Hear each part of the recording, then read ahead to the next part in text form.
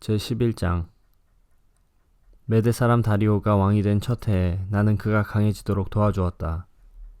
다니엘아, 내가 너에게 진실을 말하겠다. 페르시아에 새 왕이 더 일어날 것이고 그 후에 네 번째 왕이 일어날 텐데 그는 페르시아의 그 어떤 왕보다 부자가 될 것이다. 그가 자기 재산으로 권력을 얻으며 모든 사람을 움직여 그리스를 칠 것이다. 그러다가 강한 왕이 일어나게 된다. 그가 큰 능력으로 나라를 다스리며 하고 싶은 일은 무엇이든 할 것이다. 그러나 그 왕의 세력이 가장 강할 때에 그의 나라가 망하여 네 개의 나라로 나뉠 것이다. 그 나라가 뽑혀서 다른 백성에게 넘어갈 것이므로 그 나라는 더 이상 권세를 누리지 못하고 그 자손에게로 이어지지도 않게 된다. 남쪽 왕이 강해질 것이지만 그의 지휘관 가운데 한 명이 그보다 더 강해진다. 그가 큰 권세로 자기 나라를 다스릴 것이다.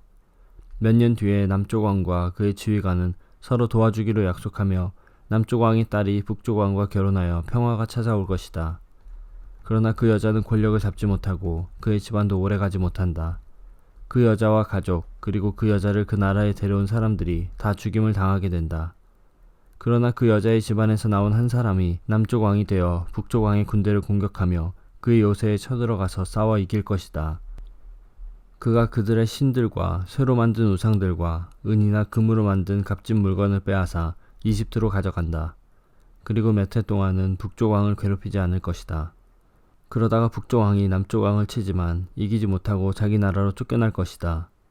북쪽 왕의 아들들이 전쟁을 준비하여 큰 군대를 조직하여 홍수처럼 휩쓸고 다니다가 남쪽 왕의 요새에 이르게 될 것이다. 남쪽 왕은 크게 노하여 북쪽 왕의 군대와 맞서 싸우러 나가며 북쪽 왕은 큰 군대를 일으키지만 전쟁에서 질 것이다. 남쪽 왕은 큰 군대를 무찌른 후에 교만해져서 수많은 사람을 죽이지만 계속 이기지는 못할 것이다. 북쪽 왕은 처음보다 더 많은 군대를 일으켜서 몇 해 뒤에 큰 군대와 많은 무기로 공격하게 된다. 그때 많은 사람이 일어나 남쪽 왕을 치며 너희 백성 가운데서 싸우기 좋아하는 사람들이 남쪽 왕과 맞서 싸울 것이다. 그들은 하나님의 뜻이 이루어질 때가 되었다고 생각하지만 실패하게 된다.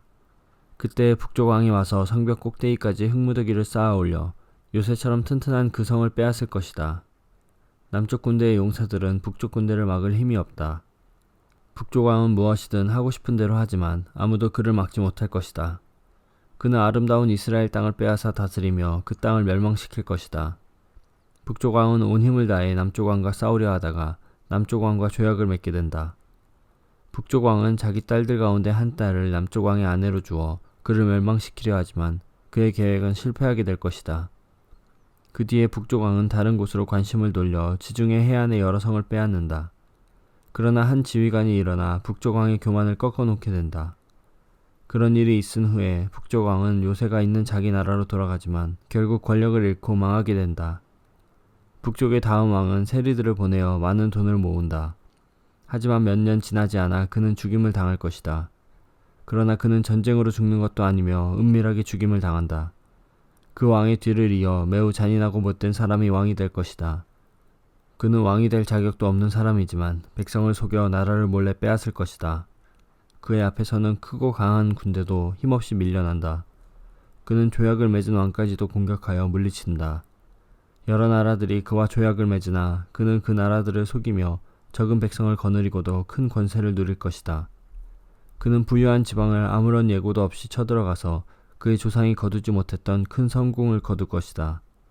그는 자기가 정복한 나라들에서 빼앗은 물건을 자기를 따르는 사람들에게 나누어 준다. 그는 요새들을 물리칠 계획을 세우지만 잠시 동안만 성공한다.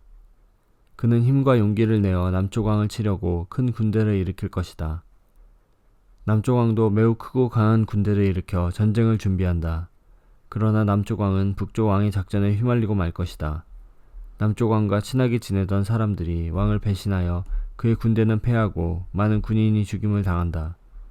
그 두 왕은 서로를 해치려고 한다. 두 왕은 한 식탁에 앉지만 서로 속이려 든다. 하지만 두 왕 모두 이익을 얻지는 못할 것이다.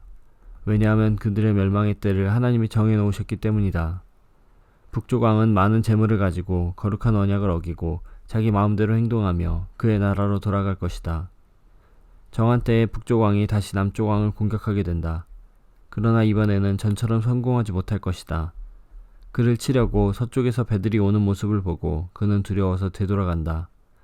돌아가는 길에 거룩한 언약을 지키는 하나님의 백성에게 화를 내며 그와 반대로 거룩한 언약을 저버린 사람들을 소중히 여긴다. 북쪽 왕이 군대를 보내어 예루살렘 성전을 부정하게 만들 것이다.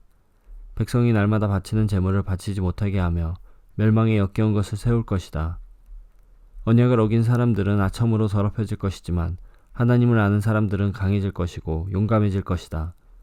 지혜로운 사람들이 많은 사람을 가르치지만 그 가운데는 칼에 죽고 화형을 당하고 사로잡히고 약탈을 당하는 사람이 있을 것이다. 이러한 일이 여러 날 동안 계속된다. 지혜로운 사람들은 고통을 당할 때에 약간의 도움을 받겠지만 많은 사람들이 그들을 거짓으로 도울 것이다. 지혜로운 사람 중에 얼마는 죽임을 당하게 된다. 어려운 때는 오지만 이 일 때문에 그들은 강해지고 순결해지며 마지막 때에 흠이 없게 된다. 하나님이 정하신 마지막 때는 여전히 온다. 북쪽 왕은 무엇이든 하고 싶은 대로 하며 스스로를 높이고 자기가 신보다 크다고 생각하여 아무도 들어보지 못한 말로 신들의 하나님께 맞선다. 그의 성공은 하나님의 진노가 끝나면서 함께 끝날 것이다. 그것은 하나님께서 정하신 일은 반드시 이루어지기 때문이다. 그 북쪽 왕은 자기 조상들이 섬기던 신들과 여자들이 섬기던 신들을 섬기지 않는다. 그는 어떤 신도 섬기지 않고 자기를 더 귀하게 여긴다. 북쪽 왕은 권세와 능력을 섬기며 그의 조상들이 알지 못하던 신을 섬긴다. 그는 금과 은과 값비싼 보석과 예물로 권세의 신을 섬기게 된다. 그는 외국 신의 도움으로 요새를 공격한다. 자기를 따르는 백성들을 높여주고 그들에게 다른 백성을 다스릴 권세를 주며 그들에게 땅을 나누어 주고 그 값을 받을 것이다. 마지막 때가 오면 남쪽 왕이 북쪽 왕과 맞서 싸우게 된다. 북쪽 왕이 전차대와 기병대와 수많은 큰 배들을 이끌고 남쪽 왕을 칠 것이다. 그는 홍수처럼 여러 나라를 휩쓸고 다닌다.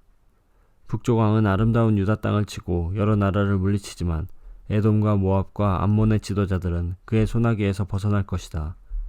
북쪽 왕이 큰 능력으로 여러 나라를 치면 이집트도 당해내지 못한다. 북쪽 왕은 금과 은과 이집트의 모든 보물을 모을 것이며 리비아와 에티오피아 백성이 그를 따르게 된다. 그러나 동쪽과 북쪽에서 들려오는 소식이 북쪽 왕을 두려움에 빠뜨리자 그는 분노에 차서 여러 나라를 멸망시킨다. 그는 바다와 영화로운 거룩한 산 사이에 그의 장막을 세울 것이다. 그러나 마침내 그의 끝이 이르며 그가 죽을 때에 아무도 그를 돕지 않을 것이다.